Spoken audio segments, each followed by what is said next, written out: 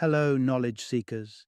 In this episode of 20-Minute Books, we delve into The Doomsday Machine by Daniel Ellsberg, a compelling narrative that intimately chronicles the journey of one of the most significant whistleblowers in American history. Published in 2017, this book weaves together Ellsberg's transition from nuclear bomb academic to a leading figure in shaping the United States national security policy. It offers a chilling examination of the development and deployment of nuclear weaponry and how humanity has repeatedly teetered on the brink of extinction due to these doomsday devices.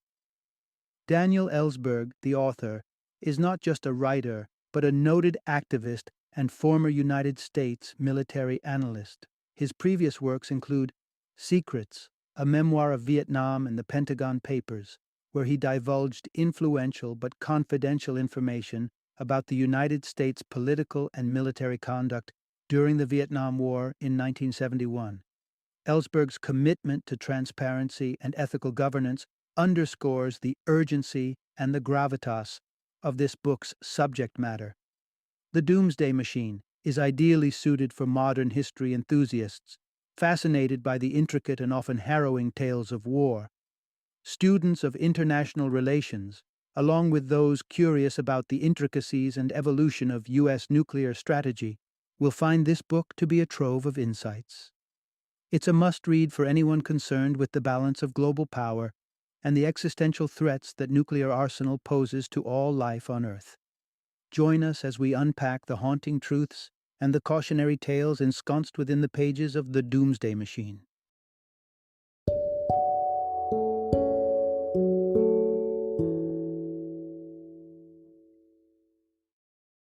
The Doomsday Machine, Confessions of a Nuclear War Planner. Introduction. Discover the fragile line between safety and nuclear catastrophe. Picture a world teetering on the edge of total destruction, where safety and obliteration are separated by systems and decisions more precarious than you ever imagined. This unsettling reality is not the stuff of science fiction.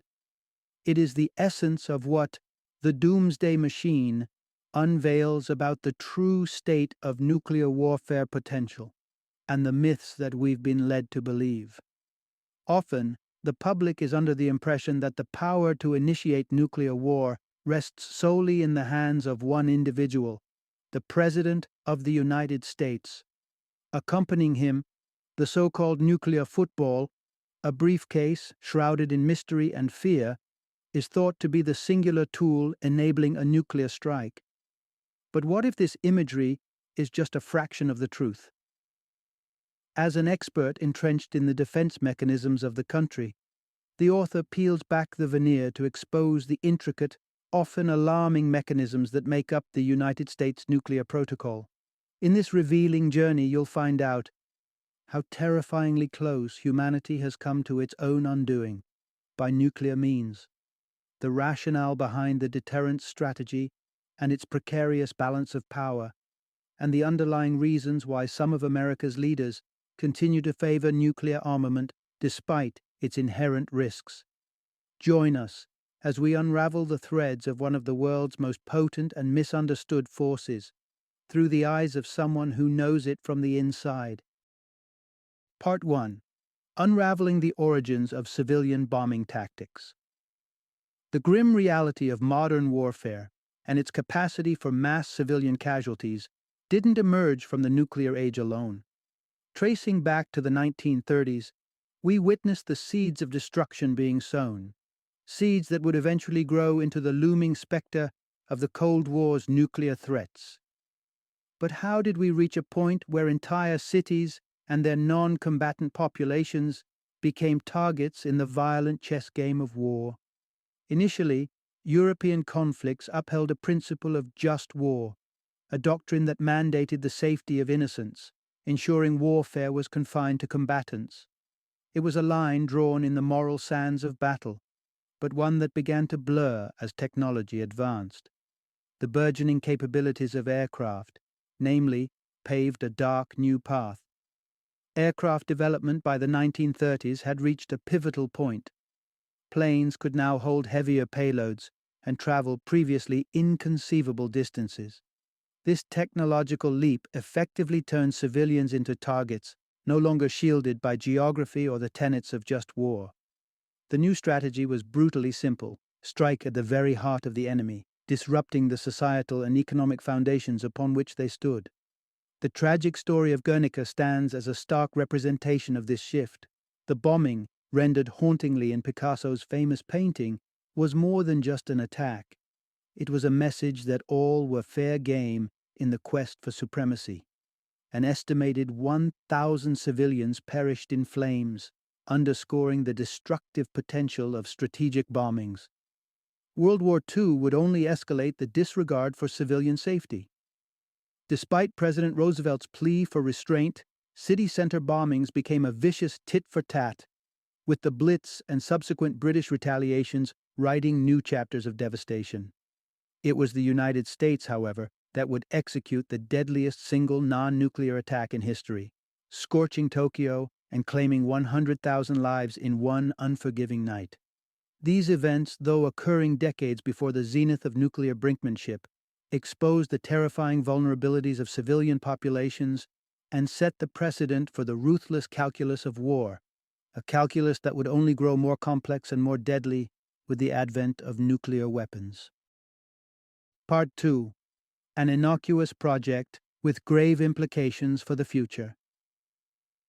Imagine being just 9 years old, your eyes wide with curiosity, not fully comprehending the ghastly images on the cinema screen: cities alight, lifeless bodies, destruction on an inconceivable scale. For young Daniel Ellsberg, these scenes of the London Blitz during World War II weren't just newsreels. They were the harbingers of a life irrevocably intertwined with the fate of global warfare. Fast forward a few years to the corridors of a school where a ninth-grade Ellsberg pondered over an assignment on theoretical nuclear weapons. Despite the bomb's non-existence at the time, speculation ran rampant in academic and fictional literature about the horrific potential of such devices. Drawing from these sources, Ellsberg and his peers sensed the horrifying imbalance such weapons could bring, the inherent instability, the susceptibility to misuse, and the catastrophic dangers posed to humanity. What Ellsberg pieced together in a classroom aligned with the grave discoveries of a cadre of scientists embroiled in the clandestine Manhattan Project. Among them was Leo Szilard, who inadvertently stumbled upon nuclear fission in 1939. That flash of energy on his oscilloscope carried an ominous sign, one that signaled the dawn of a new era, where the stakes of war soared to existential heights. As with many scientific endeavors of the time, the Manhattan Project was fueled by fear as much as curiosity, the nagging dread that, should they hesitate, a weapon of unimaginable power might fall into the hands of an unscrupulous enemy, specifically Nazi Germany.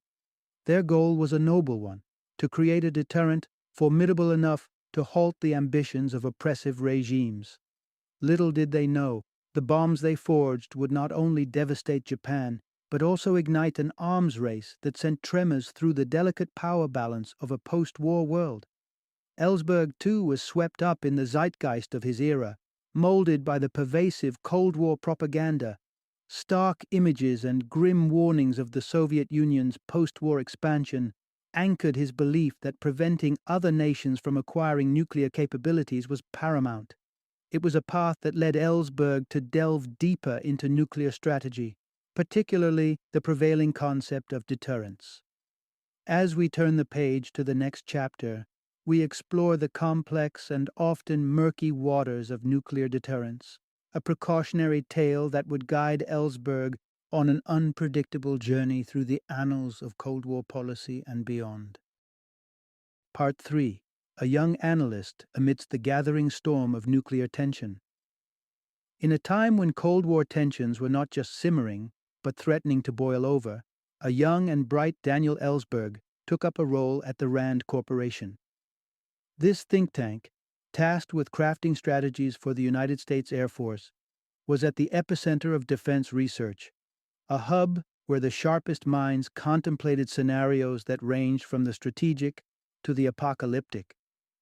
Imagine the burden of knowledge, understanding that your intellectual pursuits could either contribute to humanity's salvation or hasten its demise. It was here, amidst this crucible of geopolitical chess, that Ellsberg encountered the paradox of his craft. Save the world by designing the blueprint for its destruction. The guiding principle was deterrence, an unsettling axiom positing that the best way to prevent a nuclear clash with the Soviet Union was by preparing for one. In this high-stakes game, if your adversary knows that aggression will result in mutual obliteration, the hope was they would refrain from the first strike. Ellsberg's indoctrination into the world of deterrence coincided with a series of alarming developments. Merely 4 weeks into his new role, the United States was buzzing with reports of Soviet advancements in missile technology, landmarks that no longer belonged solely in the realm of nightmares but could be realized in a matter of minutes. With the launch of Sputnik, the Soviets didn't just beat the United States into space. They demonstrated an ability to launch intercontinental ballistic missiles, weapons that could reach American soil within half an hour. The security blanket that once enveloped the United States, their geographic distance from traditional theaters of war, had been yanked away, leaving the nation exposed to a hitherto unfathomable degree of vulnerability. For Ellsberg, the complex weave of deterrence took on a new clarity. It wasn't just theoretical, it was a potential savior. Yet, as he would come to realize, the stability promised by the logic of deterrence was far from ironclad. The harrowing truth was that this strategy, like the nuclear arsenal it sought to control, was fraught with uncertainty. Part 4. Inside the troubling realities of the U.S. nuclear command system. Imagine delving into the heart of the ultimate weapons control system, expecting to uncover a labyrinth of checks and balances, only to find a structure more vulnerable to human error and haste than anyone outside the inner sanctum could guess. This was the jarring revelation that confronted Daniel Ellsberg as he submerged himself in the intricacies of America's nuclear launch protocols. Devoting upwards of 70 hours each week, poring over classified documents, Ellsberg was struck by a concerning truth. The system, designed with the primary objective to react instantaneously to the command to launch, seemingly sidelined the equally critical need to recognize and rectify false alarms. In this high-speed construct, the launch of a nuclear weapon could happen precipitously, with or without the president's endorsement. The safeguards in place told a reassuring tale on paper. A two-person rule ostensibly underpinned the system, requiring split codes housed in separate envelopes and necessitating dual consent for launch. But the veil of security thinned upon closer inspection. Practicality, or rather the fear of inertia in the face of a surprise assault, had twisted the two-man rule into a form where it could easily be circumvented. There was another startling lapse: the absence of a robust stop mechanism. Once the command was issued and nuclear forces were set in motion, the authority to call them back was non-existent. Not even the president, traditionally viewed as the sole custodian of nuclear authority, could reverse the course once a bomber was skybound. The more he uncovered, the less fictional the scenario of a doomsday seemed to Ellsberg. The potential for accidental annihilation, for a miscalculated move to spiral into a nuclear nightmare, revealed that the system which held humanity's fate was perilously fallible. And it was this chilling insight that sowed the seeds of doubt in Ellsberg's mind about the entire strategic framework governing nuclear arsenals. Part 5. Charting a safer course in the face of nuclear authorization. Realities plagued by the discovery of the ease with which nuclear war could be initiated, Ellsberg embarked on a quest for truth and certainty. He aimed to verify the prevailing belief that only the President of the United States held the power to unleash nuclear hellfire. His investigation unearthed startling realities.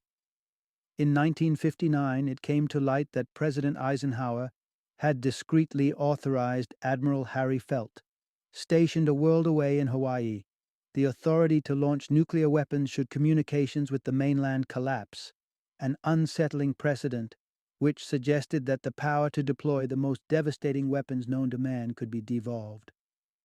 But the web of delegated responsibility extended far beyond a solitary admiral. A slew of high-ranking officers, a dozen or more four-star generals, and a surprising number of three-star officers bore similar heavy burdens.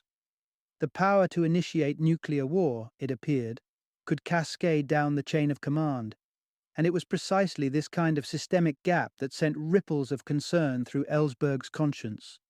Determined to rectify the situation, he presented his findings to the upper echelons of government. The response was a mix of shock and denial. Even Secretary of Defense Robert McNamara grappled with the implications of what Ellsberg conveyed. Commissioned with the weighty task of drafting a new national security policy, Ellsberg proposed a triad of reforms aimed at tempering the apocalyptic potential of the current system. His vision was one of restraint and structure. Firstly, institute a no-cities strategy for the unthinkable event of nuclear engagement, targeting military rather than civilian sites to dissuade Soviet retaliation against populated areas. Secondly, shelter and safeguard the reserve forces to ensure a surviving command capable of de-escalating hostilities, with the hope of preventing a total slide into nuclear abyss. And finally, introduce a stop command, a failsafe that would permit the cancellation of a nuclear launch, should the initial GIO have been the result of miscalculation or error. In May 1961, President Kennedy's administration ratified Ellsberg's proposals, reshaping the United States' approach to nuclear warfare. Amidst the shadows of the Cold War, Ellsberg's contributions were instrumental in weaving a new thread of restraint into the fabric of nuclear strategy, a step back from the brink, guiding a world fraught with the specter of total annihilation toward a path of calculated caution and conscious control. Part 6. Envisioning the Unthinkable, the Grim Toll of a First Strike Nuclear War. In the precarious balance of Cold War power, Daniel Ellsberg's efforts to inject a measure of sanity into nuclear policy were only a bulwark against an ever-present threat. The arms race charged forward unabated, with new, more destructive weaponry developed and military doctrines that soberly contemplated the incineration of cities. Amidst this arms buildup, Ellsberg was exposed to the stark potential aftermath of a first strike scenario, a preemptive nuclear assault by the United States against the Soviet Union and its Warsaw Pact allies. This was not merely an exercise in wargaming, it was a glimpse into a possible future so bleak it dwarfed all previous reckonings of conflict. The staggering cost of a first strike was laid bare to Ellsberg through a document intended solely for the president's eyes. In the immediate aftermath of this hypothetical strike, the death toll in the USSR and China was projected at 275 million. Within 6 months, that number would climb to 325 million, and across the whole of Europe another 200 million lives would be snuffed out, the majority being civilians. This stupefying human cost did not even take into account the retaliatory strikes from the Soviets. When factoring in the inevitable counterpunch, the global death toll could spiraling to an abhorrent 1 billion souls, 1/3 of the world's population at that time wiped from existence. But there was an even more horrifying aftermath that was yet to be fully comprehended. The long-term ecological catastrophe known as nuclear winter.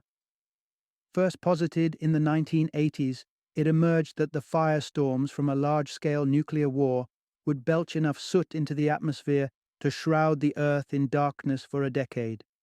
With the sun obscured, a global famine would ensue, likely condemning the remaining 2/3 of humanity to a slow death by starvation. In the haunting spectre of such a doomsday machine, the harrowing truth was laid starkly clear.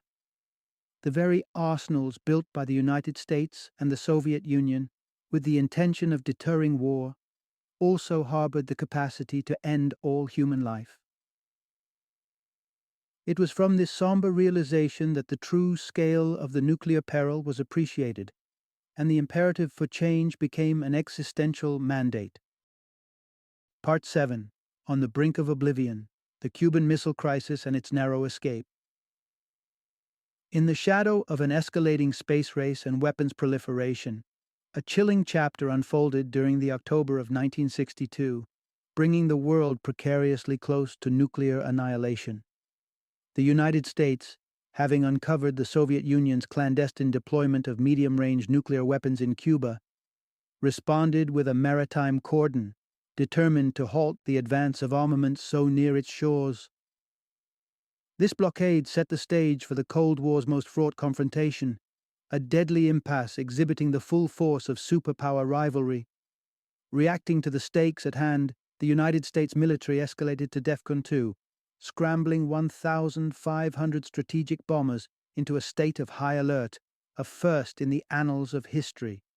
The specter of global warfare loomed, with humanity's fate hinging on the decisions of two men, President Kennedy of the United States and Premier Khrushchev of the Soviet Union.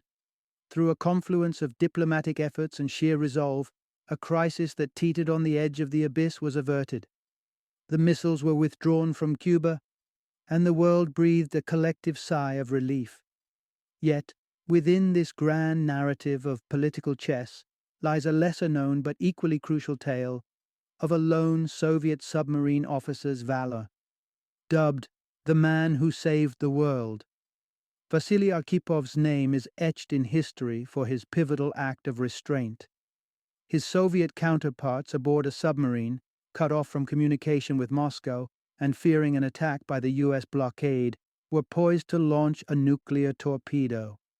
It was Arkhipov's dissenting voice, insisting on adherence to Moscow's directives, that quashed the potential trigger for a nuclear holocaust.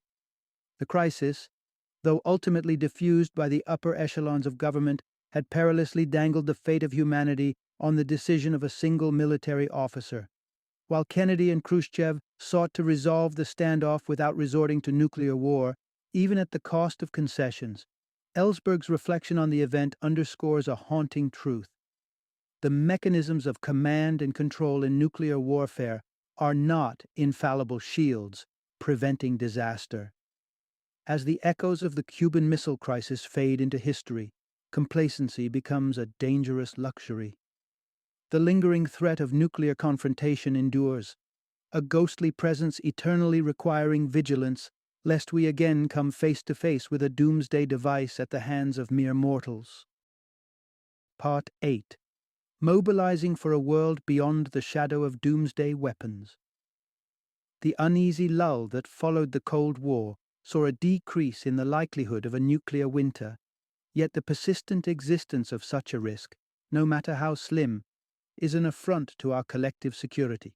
It stirs within us an imperative to rally against the continued presence of doomsday devices, that indomitable arsenal of the United States and Russia capable of catapulting civilization into a catastrophic tailspin from just a single misstep, be it a technical glitch or a terrorist attack. The endeavor to neutralize this threat isn't about the total abolition of nuclear arms, an idealist's dream. It's about dismantling the specific mechanisms that enable instantaneous, hair-trigger responses, those that propel us toward mutual destruction at a moment's notice. Such a dismantlement wouldn't erase the prospect of a limited nuclear exchange, but it would drastically diminish the chances of a nuclear winter, sparing humanity from complete annihilation. The keystone of this mission is the public's grasp of the perils we face. People must understand the grave implications of nuclear warfare, particularly the nuclear winter scenario, to call for the deactivation of these apocalyptic instruments. This will necessitate a concerted effort to lobby lawmakers and international entities to probe into the nuclear strategies that keep us on the brink. In raising awareness, we might catalyze those with knowledge of national war plans to step forward. Transparency has the potential to fuel a collective outcry, impelling the electorate to urge their governments to renounce their nuclear arsenals. Tackling the machinery of doomsday is a formidable challenge, perhaps as insurmountable as any humanity has ever faced. The political inertia within the United States is buttressed by bipartisan defense of the status quo. Patriotic sentiment and the powerful military-industrial complex are formidable adversaries to change. Yet, when reflecting on the moments in history where the unthinkable happened, like the peaceful disintegration of a superpower or the dismantling of an entrenched system of discrimination, we are reminded of the potency of collective will. These moments stand as testaments to our capacity as citizens to confront, challenge, and ultimately transform systems that once seemed as enduring as the mountains themselves. In the face of potential doomsday, this ability to change the course of history must be embraced and mobilized. It is the beacon of hope that guides us toward a future where the specter of nuclear catastrophe is banished and humanity can thrive unshadowed by existential dread. Final summary. In the penetrating gaze of Daniel Ellsberg, a former U.S. nuclear systems analyst, lies the sober revelations of the Doomsday Machine. Once an architect of the system he would grow to question, Ellsberg unearths troubling truths about the nuclear strategies once thought to preserve our safety but may, in fact, hold the potential to end our world. Ellsberg's tenure at RAND revealed to him the frailties within the very fabric of nuclear doctrine, the theory of deterrence, where flaws ran deep. Shockingly, authority to launch nuclear strikes was not the sole purview of the president, but could be delegated down the chain of command, placing immense power in the hands of relatively low-ranking officers. The safeguards we assumed were in place, non-existent, creating a scenario where a misguided command could set into motion an irrevocable march towards destruction. His experiences laid bare the stark reality that these policies were not merely defense postures. They were gambits that risked the very existence of humanity, and the weapons in question, nothing short of doomsday machines. Today, these mechanisms of Armageddon linger, veiled from public scrutiny. It's only through increased awareness and a collective call to action that we stand a chance of dismantling these devices and securing a future free from the miasma of nuclear threat. As Ellsberg's insights illuminate, the survival of our species may depend on our willingness to confront and deactivate the doomsday machinery once conceived as a guardian, but now understood as a harbinger of potential catastrophe.